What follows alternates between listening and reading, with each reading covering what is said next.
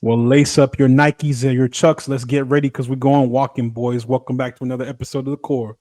Play that song. Cinestro of the cast. It's your weekly gold mine. Stay tuned in. Stay tuned in. They got the beats. Got those comic spins. I stay tuned in. Stay tuned. Welcome back to another episode of your new favorite podcast, boy. It's your boy. Yes, sir. Cinestro Core here to tickle your ears with our incredibly amazing and inaccurate and most factual opinions. Actually, you know what? Not even opinions, facts. Okay, straight up facts. The other day I saw some shit online and it just boggled my mind, bro. How are we not, the top video publication for all these reports on film and TV? What's crazy is that IGN, walk with me here. Walk with me here. It's a conspiracy, bro. They're trying to deceive the masses. Whoa. Okay. They're trying to deceive the masses, bro. They try to tell me that sinners ain't good. They try to tell me a movie that won an Oscar was not deserving of a fucking 10 out of whatever they're basically IGN's rating system fucking stupid. I don't believe it. However, walk with me here. They did say that One Battle After Another is a 10 out of 10. I'm ready. I was like, where the fuck are you going with this? I agree. You landed the plane. Thank you. I agree. This plane was going. This was Top Gun shit going on. Man. I literally was like, we're on a 2-hour flight to Austin. What do I see? Ocean. What's happening? Yeah, I was like, what the hell's going on? Yes. It was so confusing. No. I think that is no. I think like in all honesty, like bro, people are like all publications are going insane about One Battle After Another. It got a 10 on IGN. It's like a 98% on Rotten Tomatoes. It's got like a 9.8 on Metacritic. It's like cinema. It's insane. Everyone is saying it's a fucking masterpiece. And look, it's Paul Thomas Anderson, right? I mean, one of the greatest living filmmakers, one of the greatest American filmmakers of all time. The good Anderson. Exactly. So it's like, I don't know. This just makes, and look, it's happened before. People, the media hypes up. Right. Yeah, the media hypes up something, and your expectations go through the roof, and then you walk in and you're disappointed because it's not what you expected. So I'm trying to temper those expectations and just kind of manage them as much as possible, and just walk in there with an open mind and let it wash over me, and ultimately it'll be what it'll be. So I'm trying not to read too much into it. I'm trying not to see too much, but I think it's pretty exciting. Because I mean, rarely do we get something like this. Something where unanimously everyone agrees that this is a fucking masterpiece. So that's pretty awesome and it makes me very excited to see the movie at the very least, just to see what everyone's talking about. And speaking of One Battle After Another, the biggest battle we're talking about right now is The Long Walk battling at the box office. We just recently saw this film. Let's dive right into it. I know we have a news segment. AZ, I promise we'll get to it, but I want to jump into that real quick. I got you. We're off for it.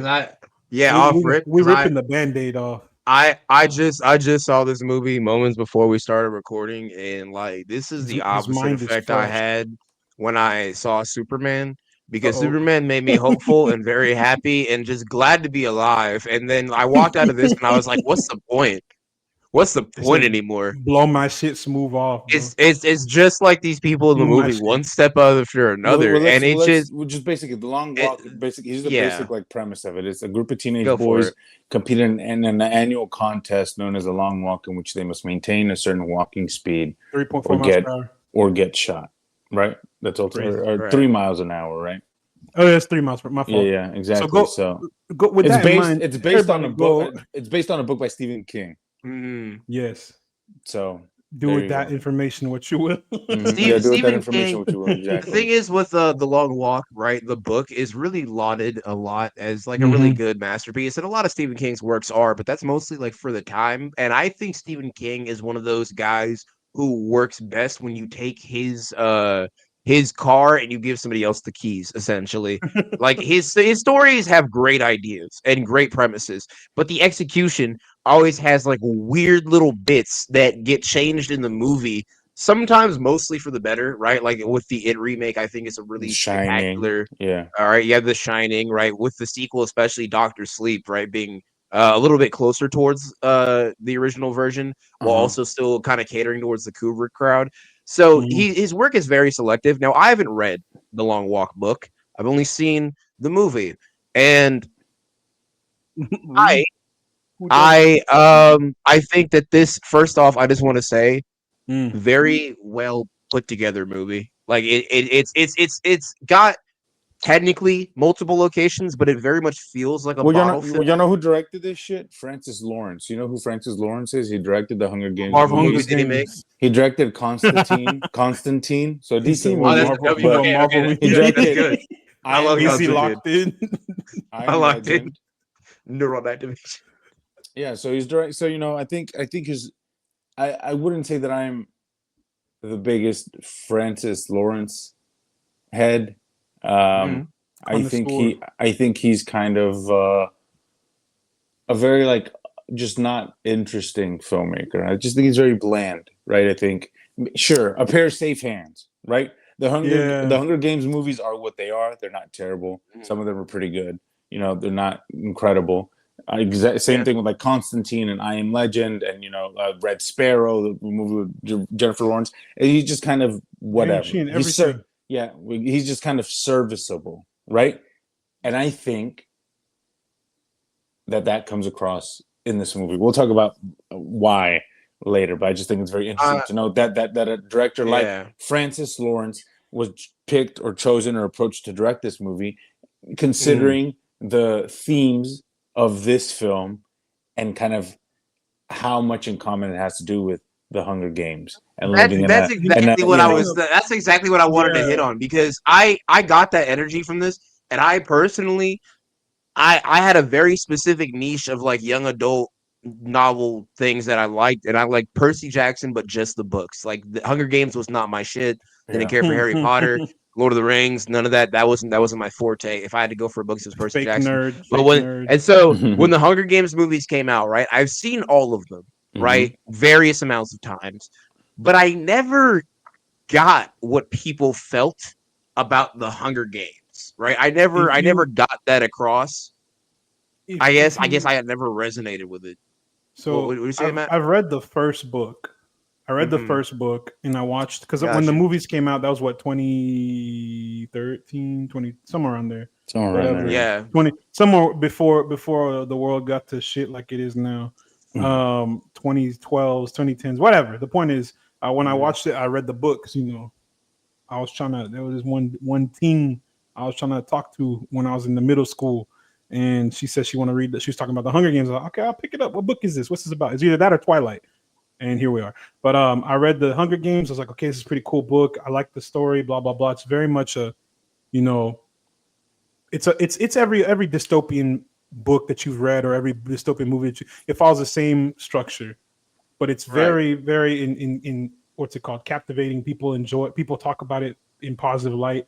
Then translated to the screen, I was introduced to Jennifer Lawrence. I was introduced to this world that Suzanne Collins has written into a movie, that is written and it got turned into a movie. And I thought that Francis Lawrence from where did he pick up the second movie? I think it was Catching Fire. The second one, yeah. He started writing from there, and he's done every movie since then. Yeah, even the new one, Ballad of Songbird and Snake. And the one that's coming out next year, the year after, Sunrise on the Reaping, he's doing that one. Sunrise on the Reaping, yeah. But that's all, you can and tell, Constantine 2 and I Am Legend 2. He's doing BioShock. Oh my gosh, this is a busy whoa, wait. I don't know. You didn't know there's a BioShock last movie? one. But I think but the fact that he's directing it, I think says a lot about kind of like the way that the Hollywood and the studios see him. I don't think he's that great a director. I don't think he's all that interesting. Not visually, not thematically, not stylistically. I don't think he has any pizzazz. But I think that shows you like where the state of the industry is. That they're like, oh, this guy, we want him to direct everything. I don't know. It's just very strange. It's like, very weird. And then one thing that what Luis, we were talked about this when we're talking about like afterwards we're talking about how we did the make a movie and all that. Like there's this insane like roster of directors that are out there, and I do think I can get on board with that. I think it's interesting that they chose Francis Lawrence out of the many directors that we have that could have done this film. That's not I'm not knocking him for it. I'm just saying there's different people who I feel like if they were in his spot, we would have gotten a different product. The movie would have been good. I didn't say that. I still think it's good. The movie would have been good if we had a different filmmaker. It would have been good. And let's dive. I think really because this movie for me, I feel like, granted, I think like with the whole thing of him doing all the Hunger Games movies, right, and those making like God like knows how many dollars, $1 billion, infinite dollars, right? Of course. They want him to play more in the dystopia sandbox, hence why he's getting projects like BioShock, which I still feel like should go to anybody else, maybe be a series, give it to Lindelof, literally anything. Because I feel like if a dystopia is pre-established, he has more to go off of, and he can't really like make that foothold himself. And while BioShock, has pre-established dystopia and everything, it might be weird for him. But that's all to say that I feel like his portrayal of a dystopia, right, in this sprawling epic that is the Hunger Games, taking place over multiple locations, multiple factions, all these futuristic technology, right? I feel like The Long Walk is a better example of what he can do with a more intimate setting of these characters, to where their walk on the road, right, the main ones, because granted, there's 40-something people. They're not going to all get personalities. There's a lot 50. of them are going to be. 50. There's 50, right? There's 50 people on this walk. They're not going to get time to all be developed in that 2-hour runtime, right? Not a single cape in the film. AZ didn't pay attention. On God, well, actually, I do have one hero. I'm very surprised y'all are speaking so positively about because I feel I'm a big fan of theater. I say you did. I think he ain't doing. I said I'm not this. Yeah, he didn't reinvent the wheel, but he did add a new design to it. But I feel like with this movie, right, and how intimate a lot of the scenes feel, a lot of the work between the characters, even though they're walking forward. Right, they're literally in motion. It feels sort of like an extended stage monologue, kind of like the way that who is the guy that made Midnight Mass? Oh shit! What is his name? It starts with an M. I cannot remember for the life of me. I got you, bro. I got you, bro. God damn! Why am I forgetting? Mike Flanagan. Mike Flanagan. The way that Flanagan has a lot of his characters do these long, earnest sort of theatrical-esque monologues. How I felt some of these were like they felt like some of the stuff that I used to read back in theater. Flanagan is very talented, and he actually does that shit well. Much unlike this movie. No. I will say certain ones of them hit more than others. Granted, because there were certain ones where I was like, "All right, tone it down. We get it. You took theater. Shut up." But like, but I think that intimacy that you get with those main characters is very well executed. More often than not, sometimes it does fall flat, but I think it is well done. Especially between, I will say, David Jonsson, fucking phenomenal in this movie. Just absolutely goddamn incredible. Lights out. He's phenomenal in everything he's in. David Jonsson, please, you are always welcome here at the Cinestro Core. I love you, bro. You are so fucking talented. I watched this movie. I will watch it again for him only because his delivery in this film, and I sent Luis like a 10-minute voice note. Like, I think he's the reason why I went to see this movie. I don't care too much for the book or Stephen King in general. Like, I've only watched or read a couple Stephen King stories, but after seeing David Jonsson in Alien Romulus, I've been making the point where if he's in something, I'm watching it. I'm gonna go watch Rye Lane. I know it's on Hulu or something. I'm gonna go check it out. It's on Hulu. This movie. We saw the trailer. The Shibuya song came on. I saw David Jonsson. I said, I'm watching it. I don't give a fuck. I'll be there. It's just we are witnessing a phenomenal talent right now, and I think it comes at a great time because everyone's wondering who's gonna be the next wave of movie stars. Robert Redford, may he rest in peace, just passed. One of the most icon, if not the most iconic actor of our generation and the generation before us, just passed. Who is going to fill that role? Who's going to take up the reins, take up the mantle? And I think we have a good nominate David set Jonsson. of contenders. David Jonsson, Timothy Chalamet got that. He Austin Butler, people like this younger wave. David Corn. So I'll keep going. This younger wave of actors. Luis Aleman, Robert Pattinson. all of us. They're gonna be the next generation. I want to see who comes out and is the guy.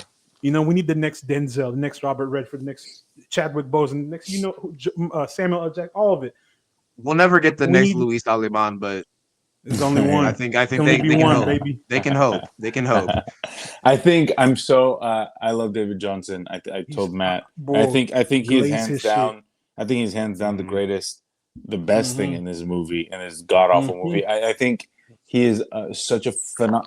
I won't go on too much because we've already said everything we need to say about him. We've said about it in previous episodes about previous movies. David Jonsson is just a phenomenal actor. He is incredible. Technically, he's got such screen presence. He's got such gravitas. You can't take your eyes off of him. He carried. Yeah, exactly. I sent you in the voice message. Whatever it is, he's got it. He has it in spades. He's got that superstar quality and the talent, and he's incredible. He's what? Without him, this movie falls apart. Fails. And look, I like Cooper Hoffman. He's a Nepo baby, so he rubs me the wrong way. But this is I think the best performance I've seen from him. Right? I think he's growing as an actor. I think he's getting a lot better. I think he's getting a lot more comfortable. Whatever. Okay, that's fine. This movie, I just think I think this movie is boring and it's bland and it's uninspired and it's not kinetic and it's not exciting and it's not what was I going to say? It's not dangerous. It's not provocative. It's not transgressive. It's not everything. But it should be when it's playing with the themes that it's playing with, considering the time that we live in, right? It's very indicative of today's day and age. And the fact that we're talking about fascism and the silencing of and the when we live in a time where we're banning books and we're trying to rewrite history, and the fascist leaders in this movie are economic killing people. Economic disparity. My God! Exactly. I just realized. Not to completely rewrite history and rewrite the movie, but I'm just realizing all the themes. Because this movie, you're right, Luis. It isn't necessarily uninspired, bland, and very I wouldn't say it's goes that far because it has. There's meat on the bone. There's not much, but there is a decent. I'll get to that. I'll get to the good. Yeah. But I feel like if they got Alex Garland for just 5 minutes. They put him with this material. It's a much better. No, let Alex Garland write his own version. I mean, he did Civil War. That's fair. So then we get Civil War 2, exactly. And then you just right. But that's where I'm agreeing with you because I was having the whole time right. I considered this film like a meal. I was eating the meal. I was like, this tastes like something I've had before. Not the best version of it, but something I've had before. And then I realized what I've seen Alex Garland do in Civil War is. It's a watered down version of what we've seen in the Hunger Games, bro. I mean, those movies do a much better, regardless of how you feel about it. I don't think they're like I said, I don't think they're that great, but I think that they convey the ideas that this movie is vaguely trying to present in a much clearer, much more concise, much more thought out way. My problem. This one seems to go a lot more for shock value. Yes, exactly. And my issue with even with the shock value, I'm going to jump on that real quick. My bad. The shock value portion is ruined because the first 10 minutes of the film, we get this long exposition about this is the long walk. They're here for this. This little underage kid is trying to compete, and he's the first one to die. And they kill him off in the most gruesome way you can. At that point, it's over. The rest of the movie, they're gonna die. It's gonna be one or two of them left. It's just gonna be David. Exactly. It's the same. It's the same way, with a horror movie, right? If you get overexposed to the monster, it becomes less scary as it goes on. No matter how drowned out or more dramatic they make the demise or gruesome of that person, right?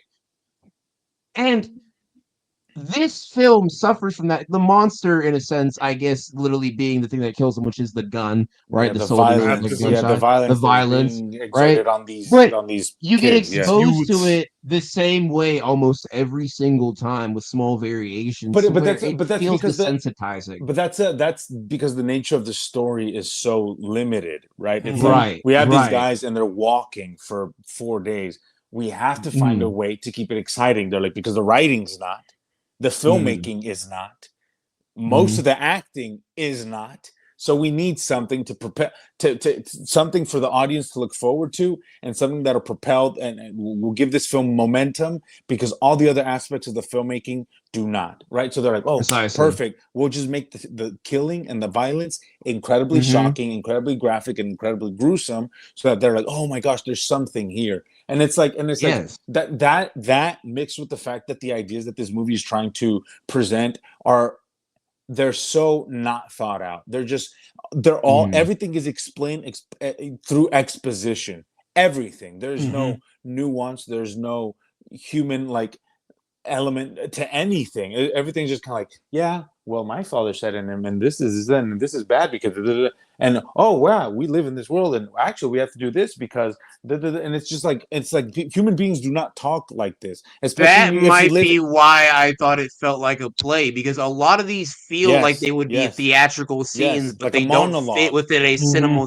Yeah, they don't fit in a cinema digestible bite like this movie tries to serve. It doesn't go down smoothly. It feels stilted and weird. Exactly. And I was telling Matt also that I was like I think the characters at the very beginning, when they're kind of doing all that back and forth and talking to each other, and it was so cringe and so fucking annoying. And they threw look, and I love cussing. Yeah. It's one of my favorite things to do.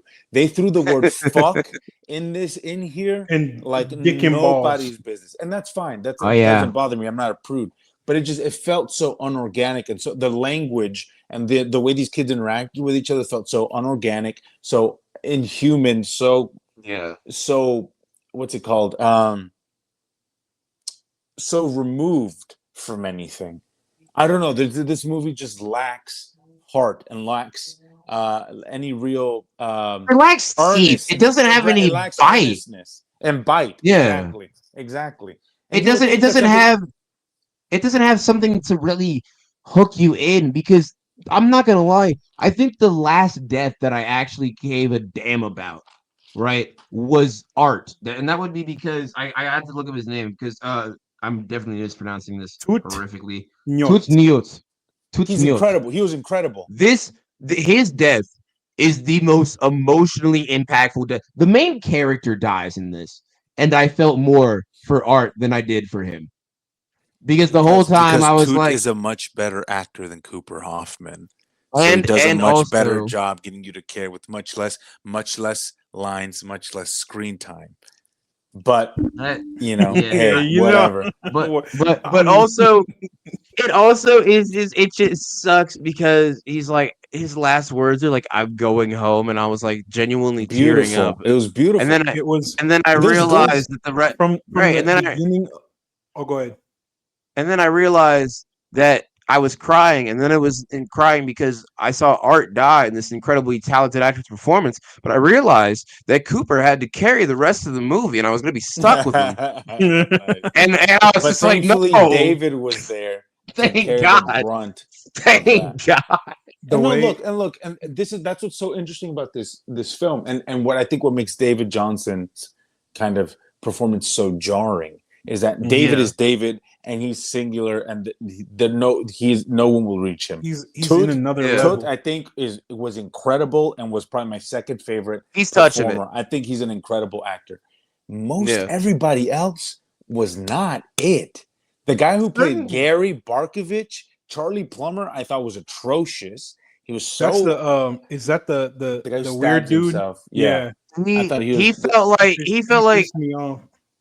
felt like that guy. I think it's Briggs in Alien that says it, where he's like, "Game over, man, game over." He felt like just a caricature of that line. Ben Wang, the guy, Karate Kid, I liked him. He's doing a lot of accent work, and look, the accents are all over the place in this film. Some of them work, some of them don't. Yeah. As much as we complimented David Jonsson, I'm not gonna lie. British people, if you want to be in an American film and you want to do a country accent, that's your choice and your God-given right. Please do a country accent when you do it. Don't I thought drop he that did a good motherfucker. one. No. No, I There thought he was did a good points. one. There was points where when he got to go or he gave David, he was like yeah. he I think crept. he did I good. can hear it. My I agree. ears are I agree. tuned. It was shaky, and It was a little shaky. and Yeah. look. And I'll stop shitting on this movie after I say this Mhm. last thing. Mark Hamill was fucking dog shit in this movie. I thought Wasted. he A was million no, percent Wasted. agree. no, he was A million percent atrocious. agree. He felt like he was what you were You saying about got sack, boys. overacting and being theatrical, and he was like a cartoonish villain, and The whole It's time, almost bad. And it's like, dude, genuinely the whole do time. something. Pick a fucking lane. He's making no choices. All his choices are broad and expansive, and it feels Think, unrealistic. And he was not menacing. That his actions were menacing, but there was nothing about the way he carried himself or comported himself or what he said that I was like, I should be scared of this dude. And whatever I think fucking voice he was doing was pissing the me off. gravel one. the way he does his lines in this movie, and same thing. I sent this in the voice note to him. Like, bro, he's done other things where I'm like, this is a guy. This is that. He's that guy in that role. So watching The Long Walk and knowing who Mark Hamill is, seeing the movies and things he's been in, this is a massive letdown, massive disappointment. I like the gravel in his voice, but he's just not doing anything that of substance to me. He was more menacing as Ozai in Avatar. Judy Cartoon. Greer was out of her fucking mind in the 3 minutes that in she 3 had on seconds screen. she was on the stage, Then fucking or on the Mark screen. Hamill had in the 5 scenes he was in. But that's I because also, again, she's a much better actress than Mark Hamill is. But whatever. and on That's top of beside the that, point. And I mean, I will we might say, I be, think we the might be. reason. I was just gonna say Oh, go ahead, Matt. we might be boxing. Either we might be boxing him in, or he might have boxed himself in. But him being Luke Skywalker and the Joker, and these are very massive Right. roles and iconic roles. So him doing this, That don't mean shit. Harrison Ford has done so much besides Han Solo and Indiana Jones. I'm gonna be. That's the point I'm trying to make. Like, why can't you be good outside of those roles? I mean, he wasn't good That's as exactly fucking Luke what I'm trying to- Skywalker, for being completely Whoa, honest. whoa! You hush your heresy. I'm not trying to get No, shot. it's an iconic role. Was he he wasn't even the best actor in that fucking movie. Leia, gosh, Carrie Fisher, and Harrison Ford run fucking circles around him acting wise. He's the weakest link of whatever. Anyway, he's the weakest link as an actor. It was just there is a drone, a predator missile coming at my house right now, and I just want you to know that this is your fault. It's okay. Small price to pay, easy. For the truth. The truth will set you free. But it's just to be Matt. You were fine. The last sound AZ about to hear is the from the Death Star, just to laser his shit. Only him.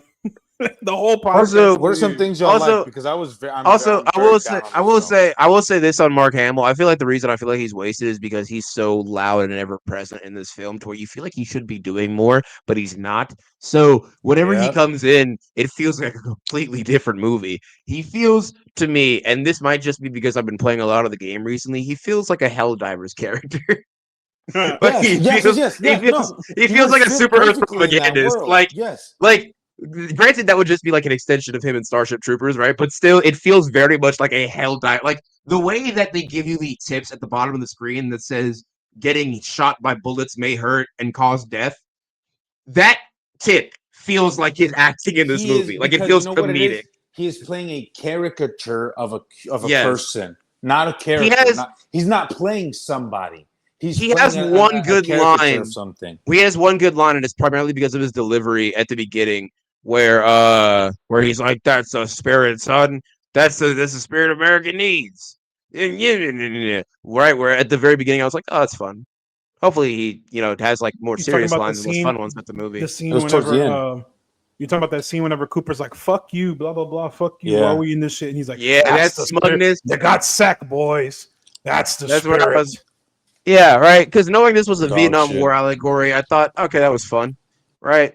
Mm-hmm. But other than that, I was like, But I told Luis on the voice, and I said they should have given us Stephen Lang, Quaritch, Quartich, or however you say that. I wish there was from Avatar because he was the racist from Avatar. Someone menacing, Don Jonsson. Menacing. Hey, Don Jonsson. Yes, Don Jonsson. Because even then, it feels like I don't know. I felt absolutely nothing whenever he gets his comeuppance. You know, it didn't feel like it was worth him getting his just desserts because I didn't feel anything for him. Like I told you, I was like, oh, I know that he's the bad guy because I'm being told that he's the bad guy. I'm being told that he did all these horrific shit, but it's like he's not selling it. I was like, he's this goofy ass old man. Why the fuck can't you kill him or whatever? You know what? You know, last negative thing I'll say. Ending was corny. Yes. I can agree on that too. I said this. That was mad corny.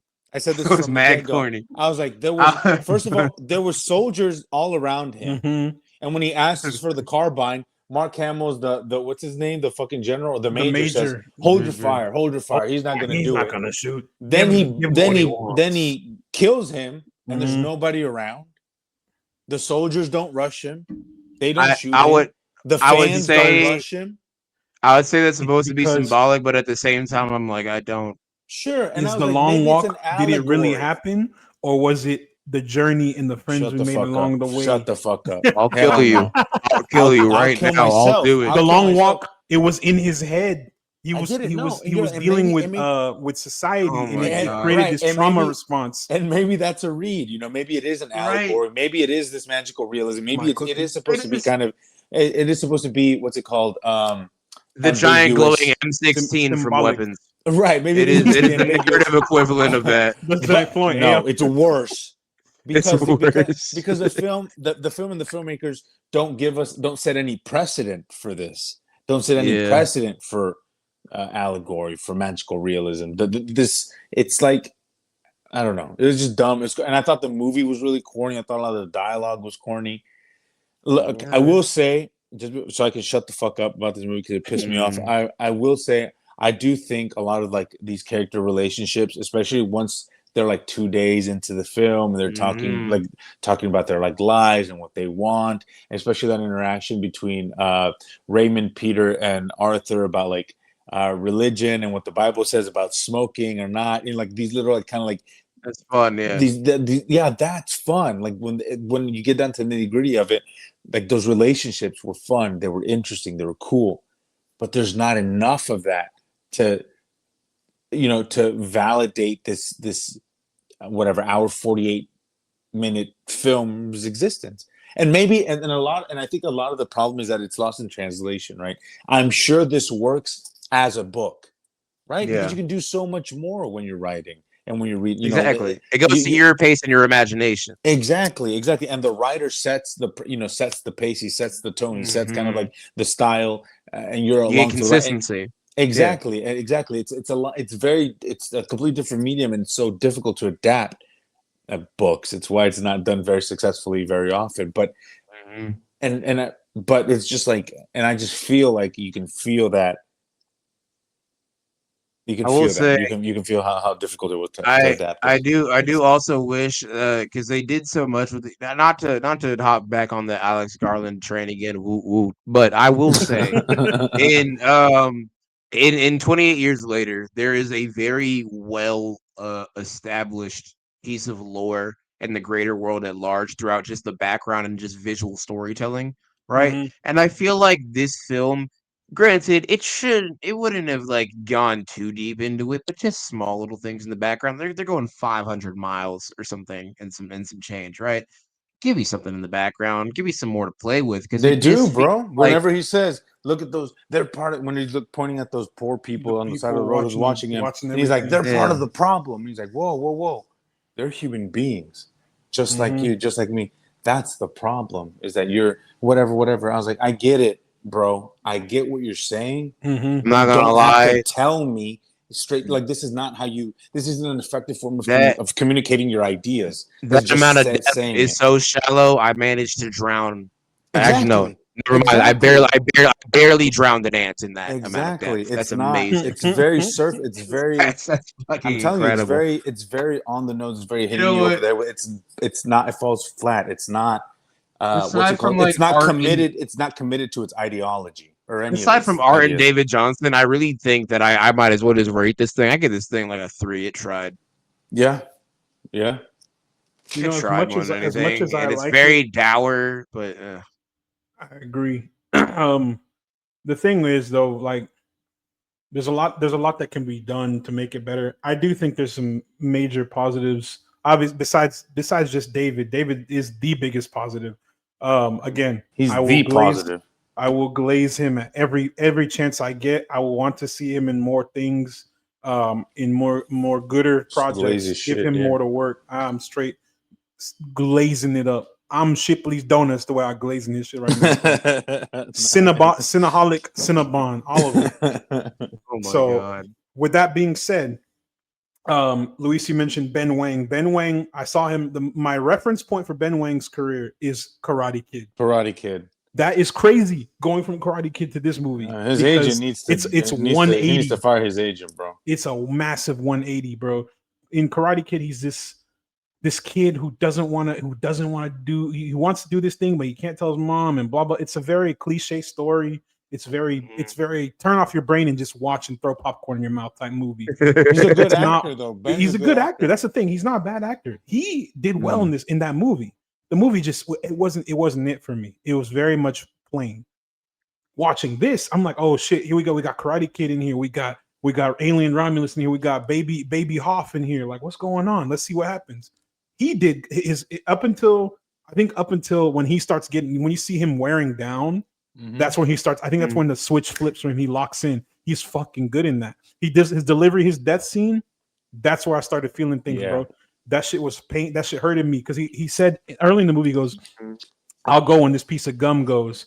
And you watch him I think he takes the gum out, looks at it, and throws it down, and he turns around and fucking grabs the gun from the troop on the APC and gets shot. I'm like, that shit hurted me.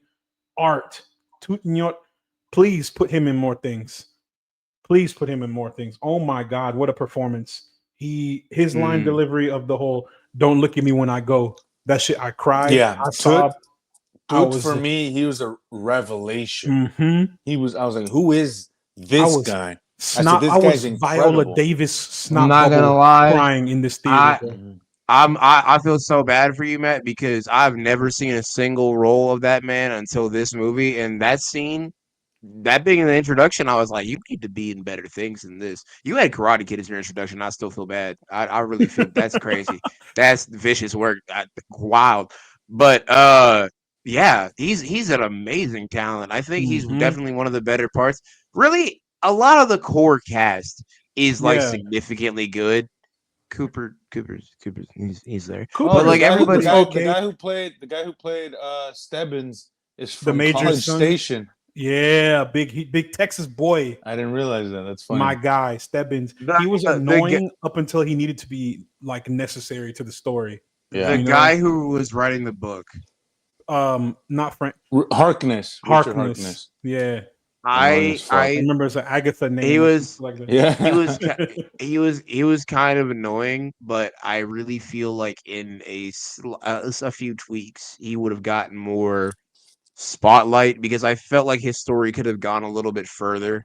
If they hadn't waited until 2 days into the fucking movie to tell, he's writing a book, why not introduce him from the beginning and have him going from character to character, talking to them, getting these dialogues, in this relationship. Frame it like the way that World War Z was written, essentially, like a soldier going to these different battlefronts and interviewing different people. Just focus on what you're saying is they should have focused on these characters and why they're doing what they're doing. Exactly. Yeah, they lack motivation. What is their motivation for being here? We get it. There's a big war, and now they have state-mandated cardio. and now everyone is struggling to pay bills, and you get one wish. Whatever the fuck. Okay, we get that. All I know but why? What is these characters' motivations for being there? Make me care about them, right? Don't just force me to be like, oh God, he's dead because you just randomly blew his fucking brains out, right? Like I can pity anybody who's in a bad circumstance, but I have to but if I really know them, right? Like if my friend is going through a bad circumstance that I know of, right? that hurts more because I have a closer relationship with them. I know that person more. Same thing with a character, right? You can put a character in a fucked up situation of a dystopia where they have to do state mandated cardio and pull a Forrest Gump, right? Cool, whatever. That's a shit situation. Yeah. But if I don't feel anything for that character, I have 2 hours of me just sitting there being like, wow. That's all. I'll give them credit really for walking. Those last 5-6 deaths for the most part did work because we had spent all this time with those characters. So we're like, okay, now this is sad because I know a little bit more about these characters and it works.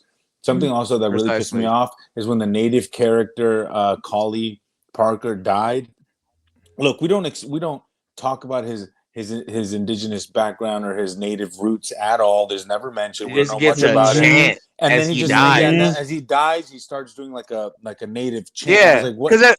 I was like, what? It was so.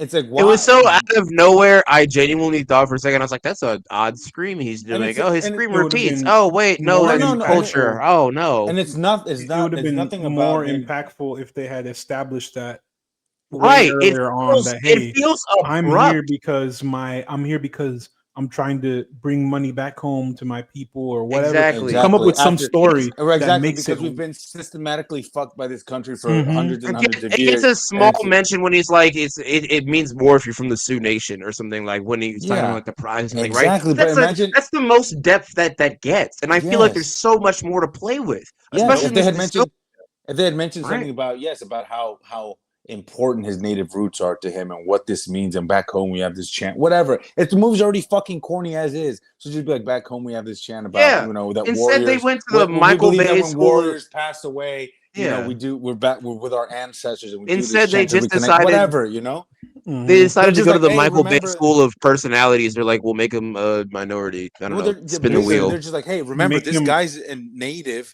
He's indigenous. Remember, they said, did you see the long hair? Did you see the brown skin? Native American. It wasn't enough. Doing he said Sioux Nation. Not enough. Look at this chant that he's doing. Native guys, he's Native American from America. Yeah. We did it. We did it, guys.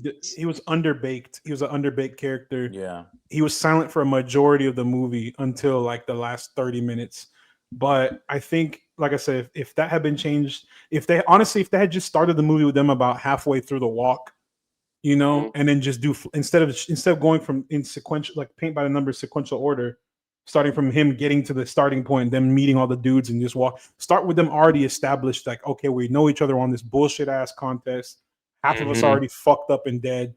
Then just start doing flashbacks. Okay, this is Cooper at home with his mom and dad. Then you can start to understand his motivation. Don't even show him getting his shit blown in by the major. Just be like, this is mom and dad. This is Cooper living a happy, standard nuclear family life. This is Peter doing this. This is Hank doing this. This is Hank and Clementine. This is Collie Parker in his tribe. This is all this. The same way that Weapons did the multiple chapters, I feel like this film could have benefited from in a flashback form, right? To get some more depth on each of these characters. Yeah, you're saying instead that of doing these long, tedious.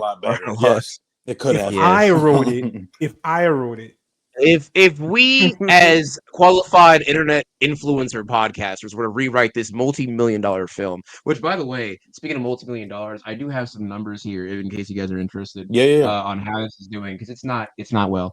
In spite of an 89% on Rotten Tomatoes, a 3.5 out of 5 on Letterboxd, and a 7.4 out of 10 on IMDb. This has a budget of $20 million. It opened at $11.7 million. And it is at a 15.6 million worldwide gross as of the time of recording. So it's creeping, right? It's not really like it's $26 million. Yeah, just about. It's barely gonna break even, if at all. If that, yeah. If that, marketing, right. And I feel like even though this has pretty decent word of mouth from people really liking it, I don't see this really being one of those like Stephen King masterpieces. This will be a video essay in a couple of years, being like The Long Walk was underrated or something, or it'll be like when we fall into full-fledged fascism, people will be like, The Long Walk. What did they know? We're doing long walks. There's gonna be a new Rockstars video with a red circle around The Long Walk and warfare and Civil War. connected in all caps. Cinematic universe. What did they know in all just bold? about PTSDU. The CTE, PTSDCU. The CTEU. the PTSDU. PTSDU. That's so good. Yeah, But no, like I think all in all, I think this that, movie's just kind of okay though. It's it's not bad. Fine. It's whatever. It's definitely a turnaround from like what the fuck did I watch before this?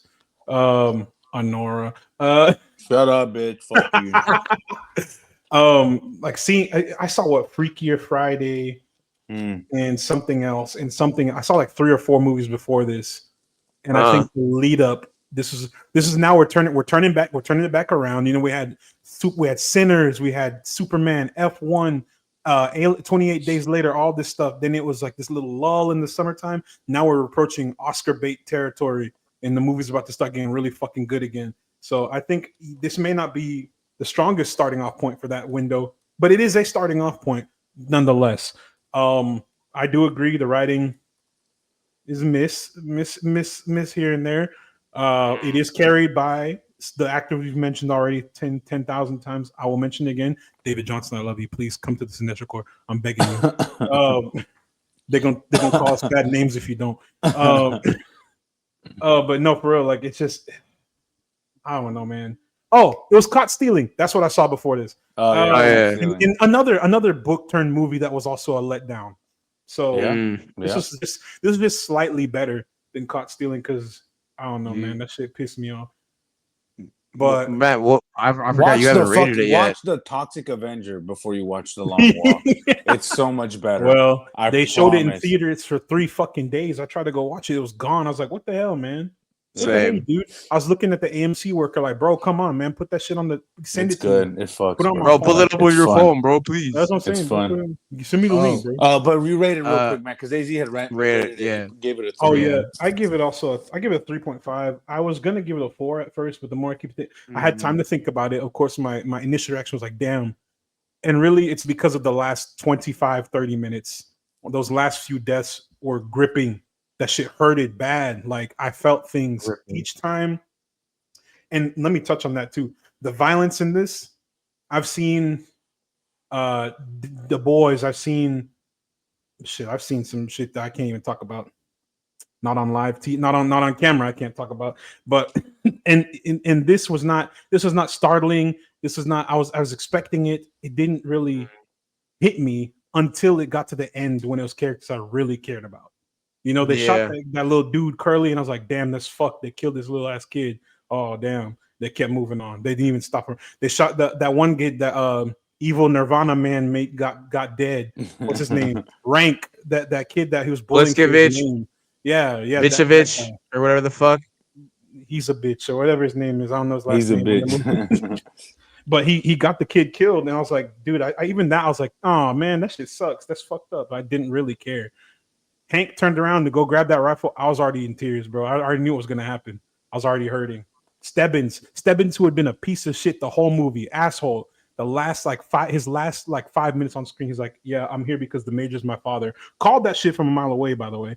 But he's like, "It's almost like it's terribly written. This shit's bad, bro." I was surprised because I forgot the major was in the movie. Even still knowing that, I was like, "Damn, he did deliver when it came time to deliver." I don't doubt that. It's like in warfare, everyone was delivering that needed to deliver except for like 2 people, you know. Another point that this is why I knocked it down from 5 to a 4, and now I'm knocking it down from 4 to 3. When the fuck did they refuel them trucks, man? You mean to tell me a military vehicle is traveling almost 600 miles on one tank? Don't fuck with me. I think they carried the gas. Don't fucking play with me. They must have carried the gas. You mean to tell me? So the kids, the dudes walking, they can't stop to pee. But what about the soldiers? Are they just peeing in that tank? That shit got stuck. Oh, they said the major showers. Like he showers. Yeah. Where did he shower? I don't. We don't know. You're thinking about this too much, man. Nope. Get it out. Nope. Now I'm on board. 3 stars. 3 stars. 3 stars, nigga. That shit. I'll give the movie three stars as well. Again, we all know. I think that's incredibly generous, actually, and I think you wanted to give it 2. I want to give it 1.5, but I think I think it's so fucking mid, bro. And it's like, and it get fucked, suck dick, and it's like, you guys all know my problems with it, but I do think David Jonsson is incredible. I think a lot of the acting is pretty good. It's brisk. It goes by really fast. So think fuck, it's not 2.5 hours long. Yeah, I mean, was it the worst movie I've seen this year? No. Is it the best? Definitely not. And the Material is still number 1 ass film. Stop! It's not that bad. It's not that bad. And and anyways, but yeah, it's worse. 3 stars is where we're standing. We don't unanimously agree. That's fair. 3. I think Gerardo is the only one who'll probably do more than 3 stars because he liked it a lot. Liked it. He can't be here I don't know tonight, about a lot. So, he really liked it. Yeah. Well, he can't defend himself, so we're gonna give it a 3 from him until he comes back. Until he comes back and stands on business. Graham, same thing. He can't defend himself. He ain't even see it. 3. 3. David, 3. He not here. 3. If you're not here, you gotta go with the crowd, bro. So all across the board, we're giving it a 3. Like we said, David Jonsson, need you in more things. Please come down to the podcast. I'm begging you. I'm on my knees. I'm groveling. Just show up. Just give us like 5 minutes. Just talk to us real quick. Now, briefly. Huh? Briefly, before we go on to the main subject of the episode with the award shows, the Emmys or the Oscars or some other thing. This is the main subject of the episode. This was the main subject. This is the main subject. Okay, the secondary main subject. Whatever. All right, we have news. People Bro only speaks. AZ's news corner. Okay, my news corner. A graphic for right. Just like a whirl or something. What do we have? What do we have in the way of that?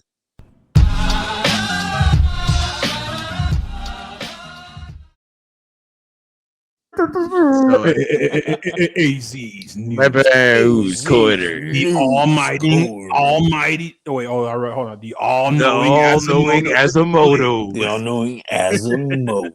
I'm gonna record my voice in the morning when it's like 3 octaves deeper and say that shit into the mic, and I'm gonna keep it on the soundboard.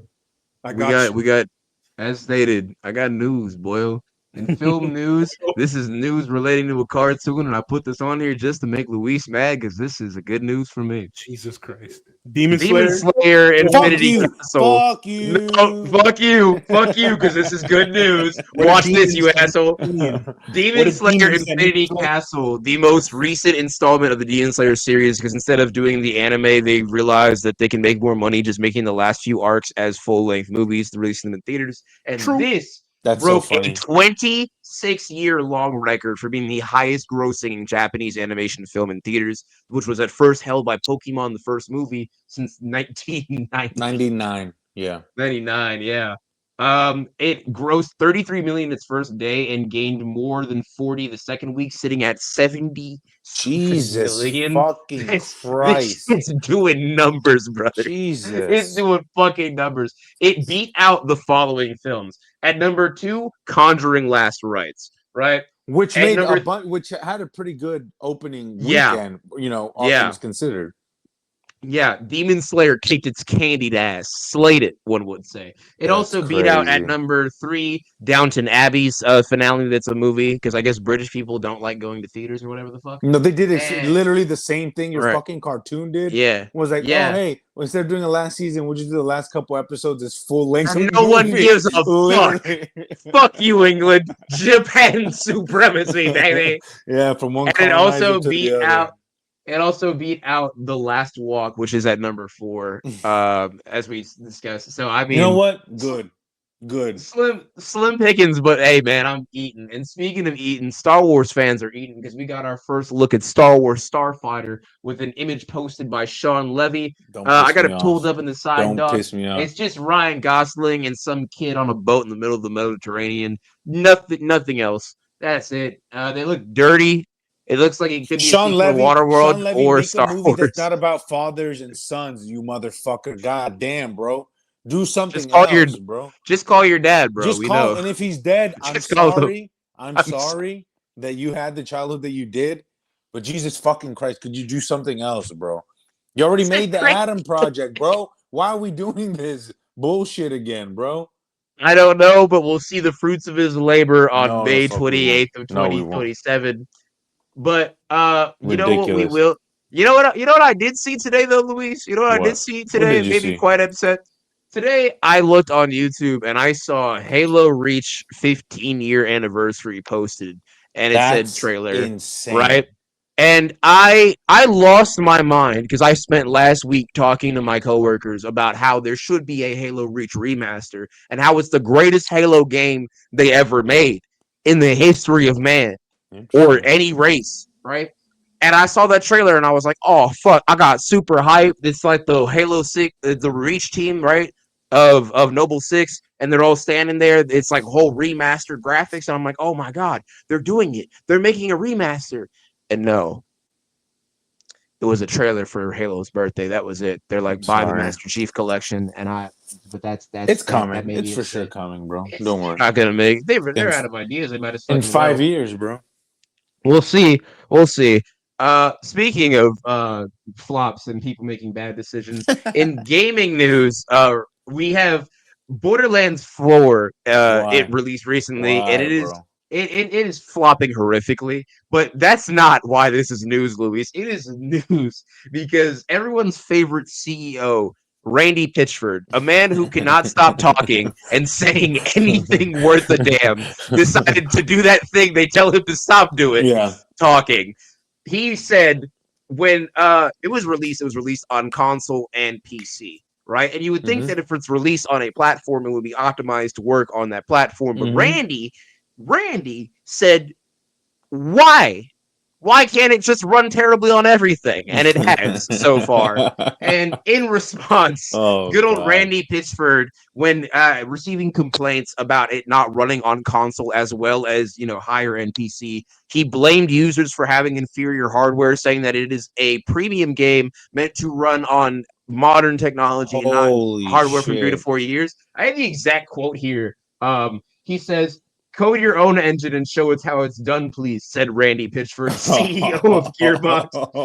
Borderlands 4 is a premium game made for premium gamers. Just as Borderlands 4 cannot run on a PlayStation 4, it cannot be expected to run on a too old PC hardware. Jesus Christ, bro. Randy Pitchford, ladies and gentlemen. He said, get your money up, not your funny up. He said, listen, you broke bitches. Literally, it's bro. It's not my fault that your minimum wage job can't pay you enough to get a Chinese Bitcoin farm supercomputer to run my game. I'm glad that fucking game is flopping. Those games, I hate those games, bro. I downloaded Borderlands 2. I played it for 2 seconds. I was like, what is this aiming system? I said, this fucking sucks. And I turned that shit off and I deleted it. Never went back. Yeah, I said they don't have a ball or there's no guns. There's no guns, ball. There's no ball. It's nothing but guns. But the looter shooter thing is played out. But the aiming mechanism, like the aiming system sucks, bro. I hate it. It is kind of stiff. They said, why wait for stick drift when we can put it in the game as a feature? Dog shit game. Fuck that. They said turn right to go left. And yet it's like super negative reviews on Steam and every platform. One of the recommendations Randy had to people when they wasn't running well on fucking console, which naturally just has every game running decently for it, is have you tried turning it on and off again? No, bro.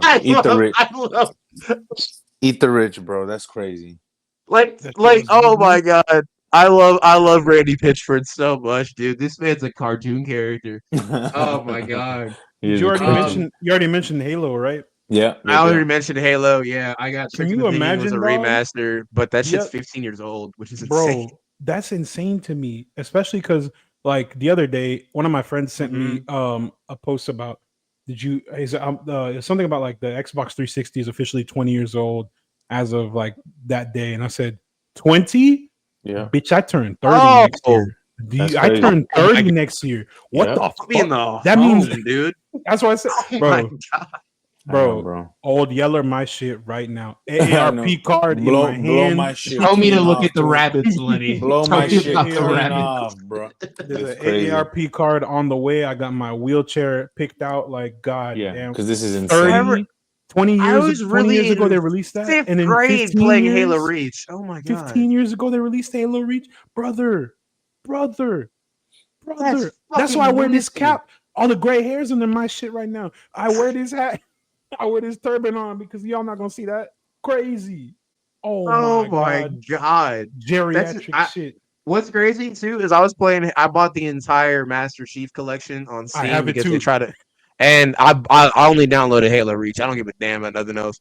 I I think replayed after Reach. game 3. George tossed me out. He said, "Make it count." I said, "I will, big man. I'll do. I'll do." For my boy. Nigga dropped me from the stratosphere. Dude, shit was crazy. But man, oh my god, we're in a new generation, a whole entirely different generation. Nice, you Speaking of motherfucker. speaking of generations, Gen V is on the way back. My god, when does that drop? I didn't put the date in the docket, Today, but how close? today, What as we're filming it today? now, the first 3 episodes have already Oh dropped. my god! And you know what? Wow, I'm gonna be real. I'm gonna be the first one to say it. I don't care. Really? I don't care. really? You know what? Here's why. I liked season 1 of Gen V. And here's I'm more why. excited for I'm this than the in the same boys. boat. I'll say it. I I like agree. season 1. I like season 1 of Gen V too. They took 2 years to release another season, bro. I've forgotten everything about that show. Don't Besides worry. Patrick Schwarzenegger They'll have a being minute and a half dog recap at the shit. beginning.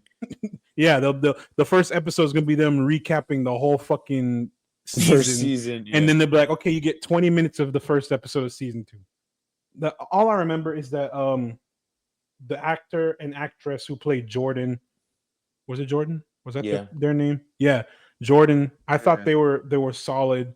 I remember God, I even forgot their names. Blood Girl. Hey, Marie. She was cooking. she bad, bro. She was cooking. And then Lil Cricket. I mean, she was cooking too. Sam was fucking cooking. He was going crazy with the craziness. I like that. He was going crazy with the craziness. But overall, I mean, you can't give us a show like this and it'd be good. It'd be more interesting to me than the actual mainline series, The Boys, and then just not do anything for 2 years. I don't care. I don't care anymore. I've lost interest. And this is the problem. Diminishing returns. This is all I'm gonna say about this show, so that we can move on. Is that this is the main problem with, I think, the fact that they're starting to spin off everything from The Boys. Is that The Boys is about to finish its final season. Gen Z took 2 years to release season 2. Where's the Diego Luna?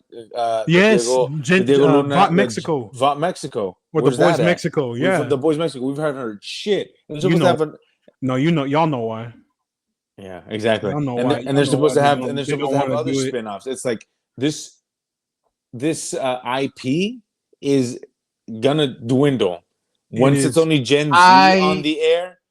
I think people are gonna lose a lot of I'm inclined to agree as well. You bring up a very good point. I'm sorry, I didn't mean to cut you off. Go for it. Luis, you bring up a very good point because I just thought about this. The Boys is really, it's not like Marvel. It's not like DC where there's infinite amounts of characters and stories and universes and this, that, and the other, where there's so much that you can do with the DC universe, the Marvel universe. The Boys is literally this set of comics, and that's all you get. The TV show has taken this to another level, and it's good. It's good. We get something to watch. There's some cool stories you get to see played out. However, like Luis said, it's going to run out. It's going to run out. You've already, unless you go backwards and start doing the Boys, which is what they're doing, Vought Rising with Jensen Ackles, who's almost 50 years old. That's what I was looking for. You cannot tell me you're going to do another show with Jensen. I love Jensen, by the way. Jensen, please, I'm begging you. I'm on my knees. Come down to the show. Please. Come down and wear the Soldier Boy costume. Matter of fact, talk like Sam and Dean from fucking Supernatural. I'll do it. You can wear an oversized tee and shutter shades and be the other Soldier Boy. We don't care. Just be on our podcast. The real Soldier Boy. The Soldier Boy.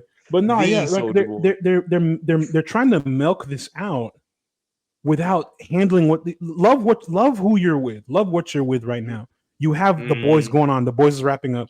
Gen V, man, but there's something exciting about some Strange, man. Some strange. There's something exciting about some strange. Some strange. No. Fuck what you know, bro. Here's what I mean. Here's what I mean by that. Yeah. Like if you're working so hard to you've built up the boys, everyone's excited for it. We want to see what's going on. Yeah. It's become this pivotal show in pop culture and in our society today. Okay, cool. Wrap that up. Now we gotta turn your focus on Gen V. Wrap that up. Turn your focus on. If you want to do simultaneous, whatever the fuck. Then have one season come out after exactly. Like Gen V. Then have them go next season of the boys. Then Gen V. Then the boys. Then Gen V. They're not even doing that. It's yeah. It's also I think just as a whole, I still am.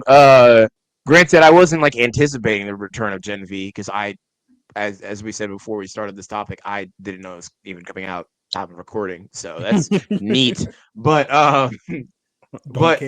it's to quote the great Qui-Gon Jinn, a surprise to be sure, but a welcome one. Gen V's fun. Hold on. Isn't it Qui-Gon? Who is it? Fake fan. Who's it? Fake fan. What is it? Not Qui-Gon. That's Chancellor Palpatine. Fake fan. Wow. Everybody boo this man. Boo. Chat. Boo this man.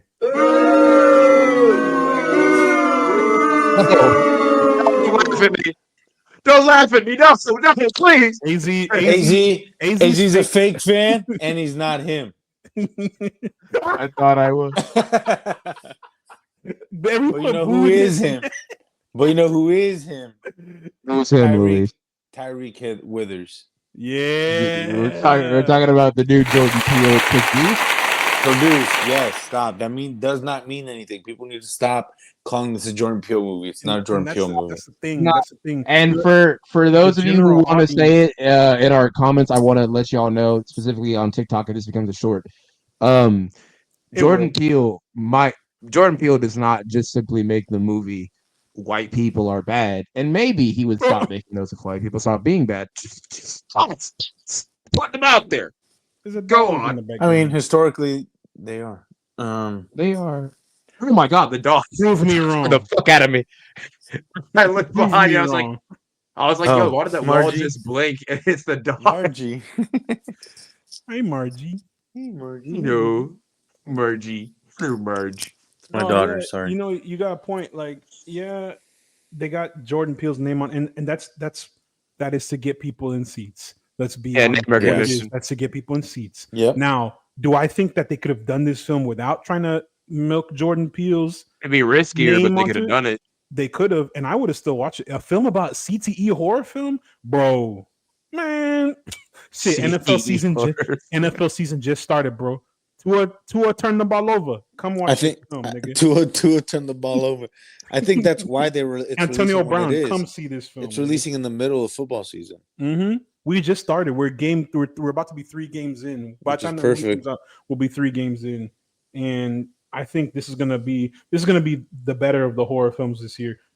Watching Weapons and watching together also, let me the fuck down. And I want to also say real quick. I'm looking at the cast for this because I wanted to also look up like who's writing the film and everything, and I wanted to get some information. Tyreek Withers has the strongest fucking chin known to man. Jesus Christ! His jawline's that jawline sharp as fuck. Could have paired vibranium. What's up, you dance with your jaw? He got that thing on him, bro. Have a bicep with teeth. What's up, you done, eh? I love him. The first time I saw him was in season 3 of Atlanta. That was also where I first saw him. He was like, "Hey, shouty!" When he goes before the Black Council, that's so funny. That's but anyways, I'm really excited. Ambiguous man I've seen in my life, which is why he was cast in that black, season. White, Dominican, all of that was literally what he was literally playing a black guy who looked white. And he passed as white. Is literally why he was cast in that. He looked Puerto Rican. Look at how strong that jaw is, dude. It's so square. It's like a Minecraft skin. Whenever we get Tyreek Withers on the show, be like, can you say this line for me real quick? Say this real quick. Okay. I'm gonna be Dímelo, papi. No. Say, we have Marlon. Also, we have Marlon Wayans in what I've seen as his first very serious role, and I'm very his first serious role. It's his biggest. What other ones does he have? What other one does he have? Because to my knowledge, this is the only one I Requiem know. for a Fucking Dream, brother. Never seen it. Is that Aronofsky? No, there's no Yeah, it cake. is There's Aronofsky. no Yeah, I cake told in you it. I haven't seen a single no. Aronofsky film I know, besides but Con Stealer. There's no cake in it. G.I. Joe Rise of Cobra, brother. That shit not serious. That shit not serious. Come on, man. Come on, man. That shit not serious. Let's be real here. That might be his worst film, honestly. Please, I got so ass. confused. I forgot we were talking about Marlon Wayans, and I thought you were telling me that G.I. Joe Rise of Cobra was directed by Darren Aronofsky, and I almost had a stroke, dude. Yeah, that would have been incredible. Better movie. Like, what? Better movie. He did what? Darren Aronofsky's G.I. Joe. Joe. No, but I think Same this thing. movie, I'm very excited about this movie. I was excited from the moment they announced it. I was excited the moment we found out what the kind of like the general premise was. I was excited the moment they released the trailer. I think it looks cool. I've told you guys before. Absolutely. I love like occult, like satanic kind of witchy kind of shit. And the trailer seems to have a lot of that kind of imagery. So I'm very excited for it. I like Marlon Wayans. I like Tyreek Withers. Jordan Peele being a producer and putting his name on it, I think means that he really believes in this film, and that's encouraging. I haven't seen anything Justin Tipping has made. He's the director and one of the writers on this film. So I don't know, but he seems to have gotten a good budget. He got some good stars. He got Jordan Peele to produce and attach his name on it. He got Monkey Paw to be a part, which is his production company, to be a part of it. And I think that says a lot about kind of the potential of this film. And I just think that's like the premise is very interesting. You know, we don't see, we haven't seen anything like this before. It doesn't seem like, so that's, how far are you willing to go to be the best? What are you willing to give up? What are you willing to sacrifice to be the GOAT? I just think that's such a cool premise. But yeah, like watching the Patrick Mahomes documentary. Basically, that's what it is. That's what this is. This is what they were doing to get to the Super Bowl. Equally like this is how Patrick sold his soul. Yeah. That's why big Jalen had to end all that shit. That's what him number 2 is gonna be Jalen Hurts documentary with the Eagles. Yeah, but no, this is real, like this movie. This guy I realize this guy's like if you slapped Jalen Hurts into like a particle accelerator with that guy from Grey's Anatomy with the really aggressively light Jesse. You're talking about Jesse Clemens? Jesse Williams. Jesse Williams. Yeah. Jesse Williams. He looks the both of them slapped together and you throw a I like Tyreek. I think he's a great actor. I saw He's a great in Atlanta. He's in a show that my girlfriend got me to watch. I think it's pretty fun. It's called Tell Me Lies, which is like a sexy kind of like college, like everyone's fucking everybody, and there's a lot of like, it's cool. Whatever, he's in it. He's really good in it. So, well, I think definitely we're witnessing with this film, and maybe with some other films we'll see this year in the midst of award season, that we're gonna see a lot of winners, a lot of losers, and just a lot of things that should not have happened, and a lot of things that should happen. But of course, we're not talking about the Oscars. What? What the Look, fuck it is. Listen. I'm trying to just do me. All right. Yeah. No. Me. King shit. M-E. I stole this segue from Family Guy. We're talking about worse. That's even worse. Tried. Before we transition to the Emmys, I did have one more thing I wanted to say about this. The CTE, the movie. Crazy. I know there's a lot, at least for me, I know there's a lot riding on this film. Like I said, my expectations for horror films this year went from way up high to like I don't care. This shit don't matter to me. But just the way that if you've seen the trailer, if you haven't seen the trailer, please go watch it. That shit is intense. That shit makes me you're gonna want to watch this film. Yeah. Just the concept of what are you willing to give up for fame? Things that are not these are things that are not really being touched on in a lot of the films that have come out in recent years are very much pacifiers. These are candy films for people to just go into the theater. Yes, it's an ideas movie. Laugh, go home. Yeah. This right here is touching on something that we need more of. You know, when we did our episode last week of the Build a Film, we pitched some really good ideas.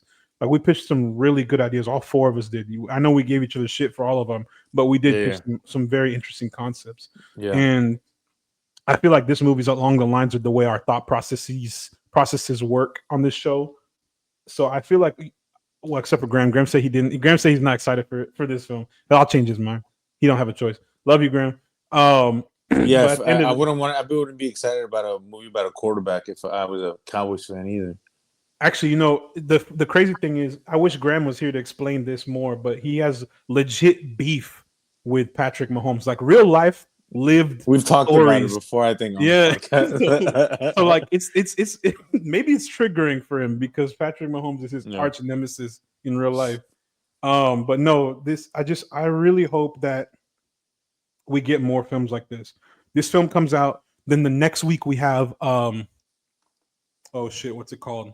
The next week we have a big bold, beautiful journey. Then the week after that is One Battle After Another. Then the week after that is The Smashing Machine. No, wait. Is it the 10th or the 5th? That's in December, no? I thought that was October. Oh, you might be right. You're November. Right. Yeah. It's October. Yeah, because Wicked is November, and then Avatar's December. Yeah. And, you know, they ain't gonna put no big. So is Marty Supreme. Marty Supreme's in December also. Yeah. So we're on this. We're about to be on this turn of just great films. I want to see more of that. I want to see more of that going into 2027. The good shit's coming. Shit of just doing another sequel and a requel and a spin-off and a this and a that. Give us more original stories. Give us more ideas and shit that has not been done before. Please, I'm begging you. That's why I latched on to like Sinners and F1 so hard because I'm tired. F1's not original. That's IP, brother. F1 is IP, brother. No, the movie's literally called franchise. The movie's called The Sport. What the fuck is it? It's like if you name a movie soccer. NFL. Hey man, the NFL. Yeah. You want to see my script for the soccer movie? Oh yeah, we talked. You want to see my script for the soccer movie? Let's talk Emmys so we can wrap this up. We're going. Listen. I got some shit that's gonna win awards right here. And speaking of awards, oh damn! Yeah, fuck it. Yeah, we're talking about the Emmys. Fuck it. That was the segue. We'll go with it. Fine. Fuck it. Scrap it. Just go. Look, the Emmys happened, and there were winners. There were losers. I didn't really watch them. I kind of just skimmed the results. But Luis and good old Maddie boy here are much more versed in that. So if you guys would like to list off some things from the Emmys that are your I just want to start off by saying much obliged. I just want to start by saying versed. I ain't watched that either. I am a verse. I just want to say I just want to start off by saying that why yes I am. Thank you, AZ, for the segment. By saying that I think, just to get serious for a second, like how the change the change in culture of like for the support of Palestine, I think has gotten really big, right? And I think this Emmys in particular, I think has been the biggest showing that we've seen of public figures doing so. Like our king Javier Bardem was at the red carpet wearing a keffiyeh around his neck and just answering and just doing a bunch of press about how they're committing a genocide in Gaza, about how Israel needs to be sanctioned for this, they need to put an end to this forced famine, and he was just speaking out on it very kind of just openly and eloquently too, but very openly on the red carpet of the Emmys, an award show in which he was nominated for, and he said, "Fuck that! I'm not here to talk about me. I'm here to talk about this grander issue." And to a much greater extent, and this kind of ties into the Emmys, is even more so, is the Hannah Einbinder, who won Best Actress in a comedy series, Hacks, a Jewish woman, a queer Jewish woman to be precise, but a Jewish woman nonetheless. She said, "Fuck ICE. Go Birds. Free Palestine. Go Birds." Are the three things she said. That's how she ended her speech. Right. I mean, Go Birds. Go Birds. Palestine. Jalen Hurts, Houston, go. But, Did she say go Birds? I mean, she's from Philly. What can you do? But it's like, I just think, the fact that an Emmy winner, said that in her speech, I think is just so important, indicative, and so important and so powerful. But not only like not only is that important and powerful, I know Matt, you want to touch on. We'll run through kind of like some of the Emmy wins. I have it basically summarized here really quick. They happened this past Sunday. It was the 77th Emmy Awards. And I just, whenever you feel like jumping in, let me know. I'll just kind of run through these kind of very important points really quick. So Owen Cooper, who is the young man from the show Adolescence, incredible show on Netflix. If anybody hasn't seen it yet, I suggest you check it out. He won. He's the youngest male winner in any category with a supporting actor win for in a limited series or anthology series for Adolescence. So that's incredible. And his performance is absolutely fucking phenomenal in that show. And so it's very much deserved. And I don't think anybody would disagree with that. But it's on Apple TV, right? It's on Netflix. Netflix. Okay, thank you. Because I was about to say, man, if it's on Apple, I'm about to have to get that membership, bro. I'm going to get that subscription. No, it's on Netflix, so you will definitely be able to. I already got that. I will also say this Emmys in particular is one of my favorite ones because this is one of the few ones where I've watched a good amount of the show. Yeah. I am a little bit upset that I've never seen the studio. Don't know what the fuck it is. It's incredible. But it won. It's hilarious. And there's a scene. There's a scene where Ice Cube's in it, and he says something about. He's like AI. Fuck AI. I thought that shit was funny as hell because it's just out of context. That shit's so random, but it's so pivotal. It means so much to me because fuck AI. But it has shows in the comedy category such as The Bear, which we've praised, and we've lauded that show to just which also did not win shit. It didn't win shit. Right. Right. Season 3, which was the but then it has two other shows which I will say are comedies and I think are amazing. Abbott Elementary and What We Do in the Shadows. What We Do in the Shadows especially is amazing. It has no business being as good of a show, and it is an excellent blend of horror and comedy. Now, for outstanding drama series, I don't know what The Pit is. I know it's like some kind of drama hospital show. It's a hospital thing. It's a spiritual successor to ER. Yeah. ER. Legally, it's not. What's it called? General Hospital type shit. It had to go up against Andor and The Last of Us, which are two shows that I like a lot. The Last of Us season 2, a little bit diminishing returns, but I think the Pit's win is very indicative of where the Academy is. So, for example, so Abbott Elementary has won like a couple of years ago. They won like 2 or 3 years in a row best comedy series, and I think it's because it's a show that comes out every year that has like 20 something episodes, that has a writer's room that gives actors, writers, crew members jobs consistently year in, year out, and so The Pit is very much the same thing. And everyone is funny too on that show. That's what I'm saying is that from an industry perspective, The Pit also films every year, has a season. They just aired last year, new season, or at the beginning of this year. New season is about to come out like towards the end of this year, and so it's a return to classic, release format, like cable television, right? And I think the Academy is noticing this because it seems like the era of prestige television is over. And I think that the Emmys are very indicative of that because of who's won outstanding comedy series in the past couple of years, who won the best drama series over Severance this year. I just also wanted to mention that Adolescence won a whole bunch of shit. They won Best Supporting Actor Limited Anthology Series. Stephen Graham, who was the executive producer, writer, and star, won an Emmy for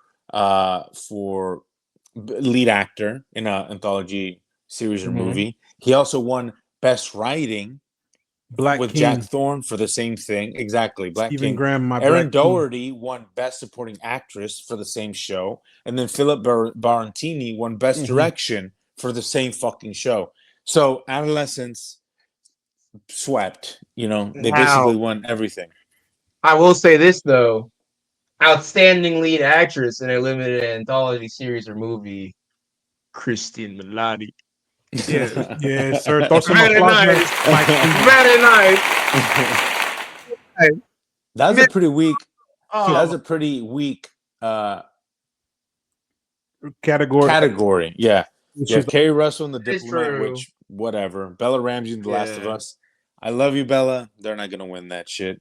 Sharon Horgan and Bad Sisters, and Kathy Bates, which was the unanimous favorite, who people thought was gonna win. SMU alum. SM who? Mean Green, nigga. Let's go. UNT, boy. Call, bitch. Shout out Scrappy.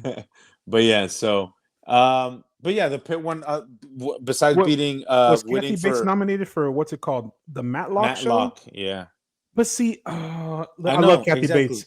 I love Kathy Bates, but that's a reboot of an old ass show. Yeah. Like, yeah.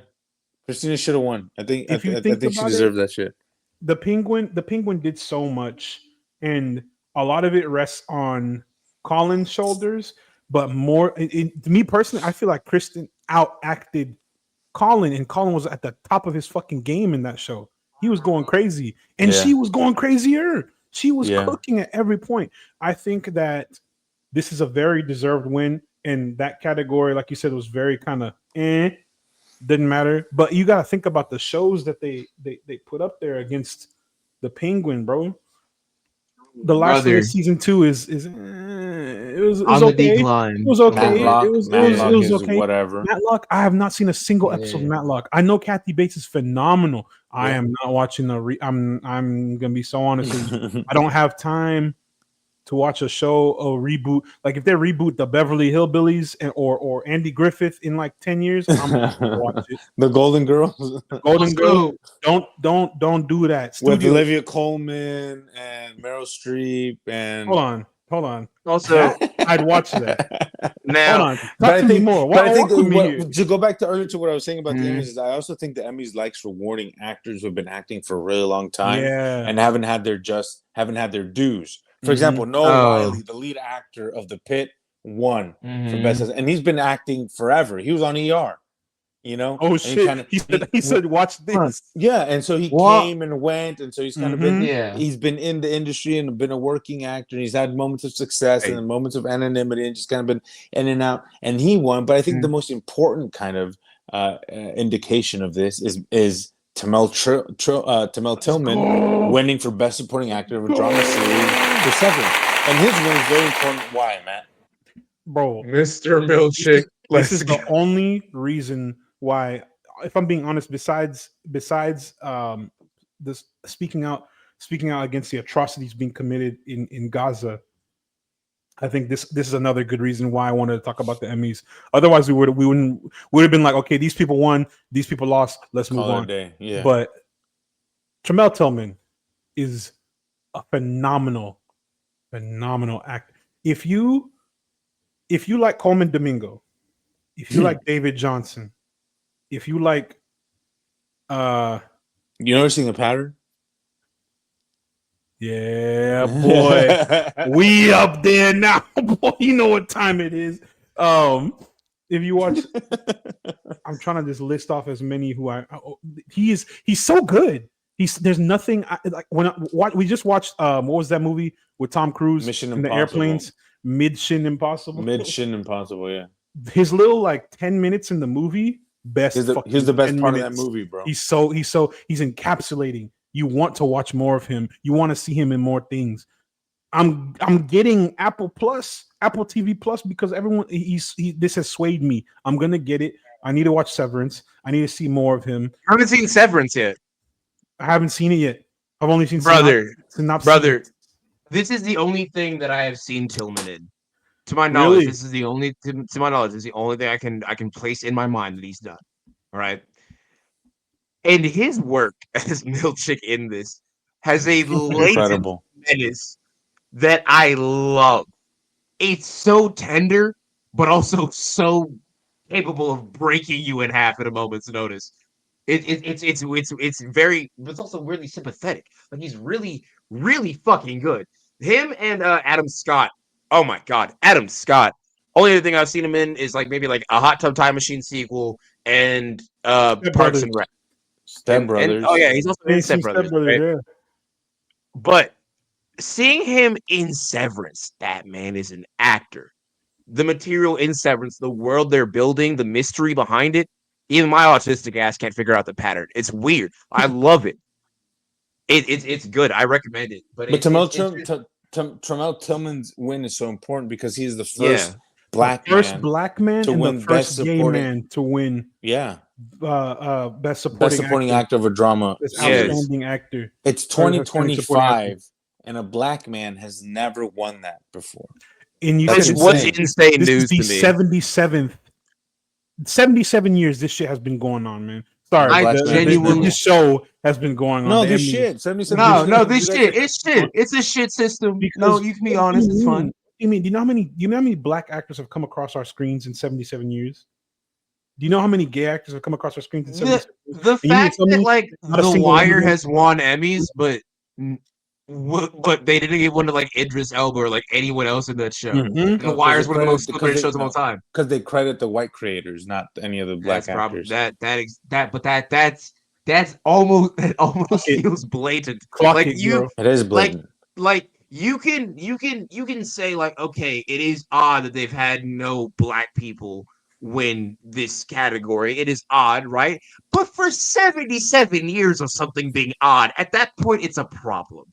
Like that's, fascinating. Yeah, Halle Berry was the first black woman to ever win best actress. Best actress. Yeah, and Tillman winning this is just a monumental step in progress, and makes me just look back on how far we fucking come, because that's insane. It's important to note that he's been acting since 2015.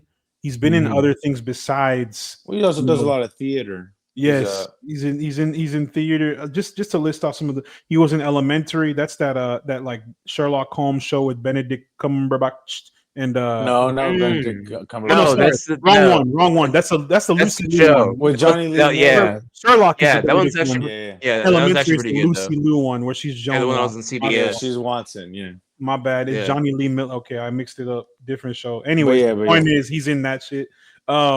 He's in Godfather of Harlem, Hunters, obviously Severance. He's in Hit Monkey. AZ knows about Hit Monkey. He likes that shit. Damn right. Movies. He's been in Barron's Cove, Sweethearts, the aforementioned Mission Impossible, The Final Reckoning. He's gonna be in Spider-Man Brand New Day. Norman Osborn, maybe. Oh. Telling you where he would be incredible. People are saying Coleman Domingo, Tremel Tillman, Tombstone, maybe. Same ilk. Look, all I'm saying is the Coleman Domingo version from Friendly Neighborhood sounds menacing. A lot like Tillman does as Milchick. I'm not saying that indicates anything. Yeah, we got very. Nigman Osborn. Yeah. I'm something of a nigga myself. They gonna put Tillman in a Dewey. Misery. Fuck nigga. That's what you do. Also misery. Start digging in your ass, Spider-Man. Start digging. Switch them down, twin. Switch them down, Spider-Man. Shut your bitch ass up, Spider-Man. I gave you props, and you stayed trifling. Or do say you choose. Pretty wrong answer. He drops them both. Or do say. This is the path of the Negro, Spider-Man. Oh my God. And it's a do-rag calling to him, not the Green Goblin mask. It's the green do-rag. The green do-rag. He has the exact same costume as Willem Dafoe, except he's got a do-rag. He's got the exact same costume as the Willem Dafoe version, but instead of like a hood, he's got a do-rag. He has a do-rag. He's got a pair of Ocean Runner foams on, and last but not least, he has a jersey over the Green Goblin. And he's gonna swing around and wave check the shit out of Spider-Man every time. It'd be boom. See that hairline, Spider-Man. Missiles. Shoot your barber, fuck nigga. Whatever. You drowning in my shit, Spider-Man. I'm crying laughing. Slip or drown, Spider-Man.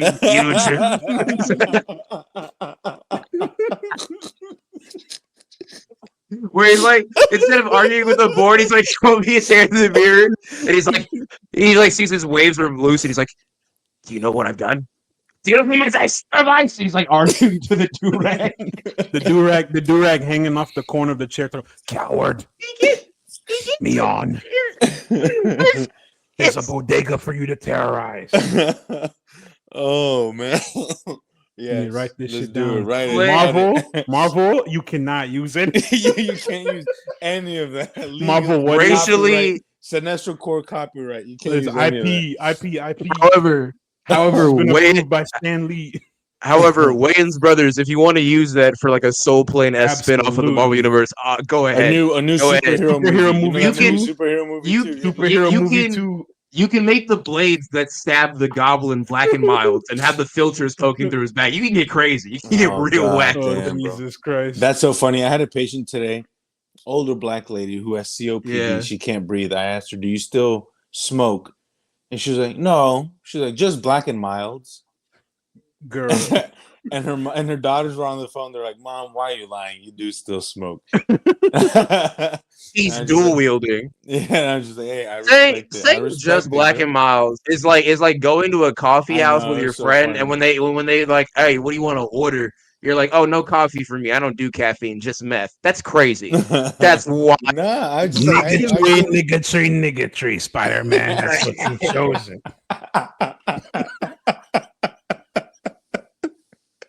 They say you're their OG now, but sooner or later the hood ain't gonna fuck with you. You know how much I've sacrificed. It's tears coming out of my eyes, bro. My eyes are leaking right now. Oh my god. Your impression is so good. Instead of like Goblin laugh, he just goes off and he's like, yeah.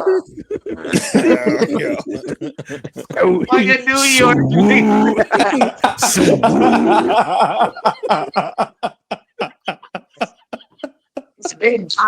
Spider-Man. I got one more. I got one more and I'm done. Okay, go for it. Jesus, I'm gonna be Venom encountering Venom and Green Goblin. Okay, Venom encountering Spider-Man. Okay. Jesus Parker, be more inclusive. Our pronouns are they, them, not because we are non-binary, but because we are literally two niggas. Gender neutral. Can Venom say the N-word? Yeah, who's gonna stop him? He can. You can say what the fuck you want. No. Niggas head. If I come at him with a Bluetooth speaker blasting the chain smokers, I guarantee you he'll stop. He's like, the Sonics. It's not even that loud. This is just closer. This song just sucks ass. God damn, bro. Those fucking clips are about to go crazy, man. Drown, Spider-Man. Drown, Spider-Man. It's so fucking good. We need to find someone who can animate this. AZ, get on it. I can do it. I can do it. Actually, it's not gonna be like a cartoon, but it's gonna be like a poorly put together Photoshop. It's gonna be put your man's face over the actual image, like the actual movie of Green Goblin doing so it. Hard, you guys saying the shit. The belt with his bobs is just a Louis belt, and this little tiny bottles of Hennessy. He throws them. How the fuck this fucking Gucci belt, Green Goblin? What did you say, Matt? What was the options you gave Gucci him? What Goblin. Something. Douce or Hennessy, Spider-Man. You choose. Wrong answer. And that's what he drops from the bridge, and Spider-Man has to save the Hennessy or Douce. That clip of where the bottles, the Mary Jane and the tram is dropping in his lenses, just gonna be a FUBU shoe and oh my god.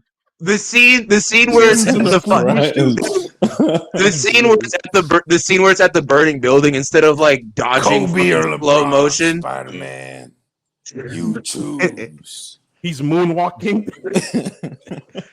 The scene where he's fucking like dodging the shit instead of him like facing the John Wall, he's just like fucking like busting it down. But instead of doing that, instead of like slow motion dodging, it's a slow motion money spread. They're going band for band with each other, and the flames are burning down. Bro. It's you. So fucking funny. They're rolling dice. They're playing dice. You're at a bed. You're at a move, Spider-Man. It's you who's out, Gobby. Out of your foams, he rolls snake eyes. Step your money up, not your funny up, Spider-Man. Hey, you run his pockets, you run our pockets. Nigga tree, Spider-Man. Anyway, Tremel Tillman, first black man to win best that's a long supporting actor. How we got here? I forgot forgot how we got here. Too long. That's insane. I forgot we're still talking about the Emmys. Yeah, but anyways, Tremel Tillman, incredible win, historic, and he deserved it. And then the only other win for Severance is Britt Lauer, that won Best Actress in a Drama Series for that same show. Helen. And then, of course, I've realized that this is really interesting. Oh, wait! I want to mention something before we move on. What's up? What the hell is Spider-Man? What the hell What's is up? Spider-Man?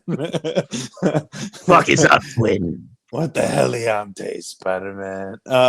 Is that Late Night with Stephen Colbert won Best Talk Series? I think this is very important because this is almost exactly 2 months after being canceled by CBS, the drugstore. This is 2 months after being canceled by CBS. Fraudulent use of care bucks. Shortly after Skydance bought Paramount. And if you guys are familiar with that situation, Paramount basically Skydance caved to Trump, and then they ended up firing Stephen Colbert. And they said there's for financial reasons, but due to that happening, and then the fact that fucking Jimmy Kimmel Live has just been put on a indefinite hiatus because of his comments about Charlie Kirk, by the way, and the fact that our current what a surprise, media conglomerates and capital and institutions and capitalists are caving to the fucking fascist regime that we're living under. What a fucking surprise. But I think cancel culture is beneficial whenever it helps your cause. Exactly. Otherwise, this is the same Paramount / Skydance that wants to purchase Warner Brothers. They're putting a bid in for one of the largest, longest standing studios, which puts out God knows how much stuff. It's not just the DC shit. It's everything. And you know how terrifying it is to have a monopoly. His dad is David Ellison, who's just fucking. I mean, his dad is the motherfucker who now owns TikTok and is gonna have control of all our fucking information, right? In the next whatever the fuck 6 fucking months or whatever. So this is incredibly terrifying. But besides, anyway, Stephen Colbert won, and the fact that after his win, this caused rapturous applause, and those in attendance even led the chant of like Steven. I mean, it's not much. Deserved. It's not going to change much of what's going on, but I think it's just so. It's moments like these that you're just like, wow, like, it kind of emphasizes like how crazy the world that we're currently living in and like the social political climate that we're currently living in is, right? To paraphrase David Jonsson's Peter in The Long Walk, to bring this back full circle, he said something that I thought was very important, not just for the movie, but for life in general. He said, you gotta appreciate, each moment, in that moment. The world is looking real bleak right now, but in that moment at the Emmys, just them chanting Steven, being like, oh, we were supporting this guy amid all the bullshit going on. There's still hope. Hope is still a concept that is not being snuffed out. You gotta live moment to moment, even though times are hard. And that's one of the great thing about that. Honestly, this show, this podcast is kind of my therapy at this point, because like if I don't talk on this podcast, who knows what I'm gonna do? I might blow my shit smooth off, man. Blow my shit smooth off. Shit's so terrible. nigga tree. I might choose some shit, man. But no, for real, like just going in every black culture, man. Going in every week, just enjoying each moment, talking about these movies, and that's important. Yeah. I think right now more than ever, that's what we need. We need to make sure we're appreciating these little, or even not even just the little moments, the big moments, anything in between. Enjoy it and have that community around you. I agree, and I'm about to be incredibly cynical right now. I think it's important now more than ever because I think there's going to come an end to it very soon. I think it's only going to get worse than it already is. Mm-hmm. We have to take advantage of the fact that we have these opportunities to enjoy this art, to enjoy these artists, to enjoy these escapes from this world that we live in. Because I feel like the trajectory I feel like the trajectory that we're on is only going to make it more and more difficult to speak out, more and more difficult to create art that is opposed to the leadership, and more difficult to have opposing ideas than that of our fascistic leaders. So it just, much like you say, just try to live in the moment and enjoy it now for what it is. And hopefully I'm wrong. It doesn't get that bad, doesn't get to that point. But, and look, ultimately, these are rich people slapping each other on the back and jerking each other off and be like, you did a great job, right? Ultimately their problems are not our problems, right? And we'll always have it infinitely times worse than they do. But I do think, it is kind of a small representation of what is going on, and that resistance can bring about change, and so to always try, you can fight back in whatever ways that you can, no matter how small. But yeah. That's that. Damn, they are real serious. Definitely. Anyway, just like drip or drown, Spider-Man. Just to bring it back to more jovial, the lean goblin's coming back. Oh god, the lean goblin. Yes, bro. Yes. Now we just got to make all his villains black. Spider-Man, Lean Goblin, but you the only thing you have to leave Scorpio. Tombstone as is. Tombstone stays as is because you're already black. Scorpio. Kanye the Hunter. Oh Holy my god. Shit. What about Falcon? Falco. Who's the Vulture? Falcon's quarter? Oh, Vulture. My bad. Culture Vulture. Vulture can stay white. Culture Vulture, and it's a white guy pretending to be black. Yeah. Chet Hanks. White. He's still Hey, Chet Hanks is black. Chet Hanks is black to the blind. That's what he's doing in the video. That's crazy as hell. Pussio. Oh man. This has been a Rhino's just Big Mike, because Big Mike is the name of every large black man I've ever met. Big Mike, Jesus Rhino. Christ. Okay. What about Black Cat? Just cat. Just cat. Black cat. You mean African American? It's self-explanatory. It writes itself, honestly. Black Panther cat. She's a Black Panther. I like Just Cat. Just Cat is funny. Cat. That's her name is Just Cat. Just Cat. Just Cat. Oh no. Oh yeah, no. Mary Jane. The full thing too. Mary Jane. As is. She's still a white woman. She's still a white woman in this. She's a snow bunny. Yeah. There's nothing blacker you can do than date a white woman.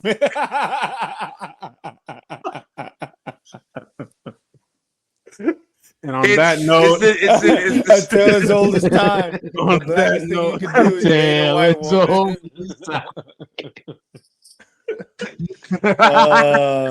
that's a wrap on today's episode. We've gone real long-winded on this long walk that we've been on, but as a wrap of this episode, huge thanks to everybody who's been tuning in with us every week. Watch this episode instead of watching the long walk. It's about the same length. You'll have a much better time. If we wait like another minute and a half, this will be the exact runtime. So I think by the time I finish the outro, we'll be at the same runtime. So huge thanks to everybody who's tuning in every week. Go ahead and keep that excitement going by following us on all platforms at Cinestro Corp. No S. Remember, no fucking S. No S. We don't have the money. We don't have the funds. If y'all donate to the Patreon, maybe we can buy an S. Who knows? But we don't have that right now. Hey, speaking of, you know where you could put those funds though. You could put those funds though. Be really cool. The Twitch. Yes. Twitch.tv. Today I went live with my buddy J07 at twitch.tv/TariSingo, and it was quite a fun time. We played the 2XKO demo. Riot, I still like how, in spite of it being 2025, you have decided to increase the difficulty of your games. And by your games, I mean what I assume you call your launcher, because that shit is abysmal to use. But Other than that, Scale is a great game and it's a lot of fun. And I will be playing some more tomorrow. So tune into that. And also been playing a lot of Helldivers recently too. So look forward to that. Also look forward to when I remember that I'm a YouTuber apparently. my ban is up from the partnership program in approximately a week, so I will be actually paid for my videos instead of doing them for the free 99. And I won't be on overtime at work, so I'll actually be putting out content. And that's pretty much that on that front. I had a major thing that I was gonna say. Oh no, it's for after the episode. It's a fascinating tale though. But And yeah. speaking of fascinating, tune into Backstage OL if you want to be fascinated by cool interviews and that's where I was going. episodes and topics of them actually getting into contact with these actors that we've been begging to be on our show for the last hour and 49 minutes because they have funding and access. No, but to be so for real, Jonathan and Dave and all the people at Backstage OL, keep doing what you're doing. It's great watching them expand week by week. I think they're in like 49, 50 different markets right now. Shit, bro. If you need to find out they're where in every market, they're in all 50 states. I don't know if it's all 50 states because some states have like 4 cities that they're in. They recently expanded to the East Coast. I know that much. They've been making rounds, man. They're making calls and doing what they need to do. I think it's awesome watching this team build and build. So please support. Check them out. Tell them we sent you, or don't tell them we sent you. You choose. You decide. It's the path of the hero, Spider-Man. And with all that being said, we appreciate y'all. Love every single one of you who tunes in and has been subscribing. Please share this with your friends and family. We're trying to get to 150. The goal is 150 by the end of the year. If we hit 200, I will personally buy a Green Goblin costume and take a green do-rag and put that on, and I will dance in Times Square. And using that, it's gotta be a purple do-rag. I think you gotta. I'll set it. A purple do-rag. Okay, the lean goblin. Yeah, for real. Lean goblin. I see it. Yeah. 200. If we hit 200 before the end of 2025, I promise you, I will buy a Green Goblin costume and modify that shit with a purple do-rag. Authentic. We're gonna make it happen. I want you to know that that's upwards of $1,100 because I have checked this before. So I mean, who said I'm gonna buy it? Ooh. I'm the lean goblin. I'm the lean goblin Spider-Man. I'm the lean goblin Spider-Man. I'm the lean goblin Spider-Man. In spite of everything you've done, they don't think you're their big homie no more, Spider-Man. That's a wrap. Went to your hood and nobody knew you, Spider-Man. With great power comes great responsibility, fuck fella. Fuck man. You're fucking with a real OG white man. You fucking with a real OG Spider-Man. You've sued your last woo, Spider-Man. You YNs these days hide behind your mask. Forget about it. Forget about it. Well, until next time, we appreciate you guys. We'll catch you on Spider-Man. We keep saying Spider-Man. You gotta say Spider-Man. Spider-Man. It's Terrence Howard. Oh, Jesus Christ. Until next time, y'all stay awesome, and we will see you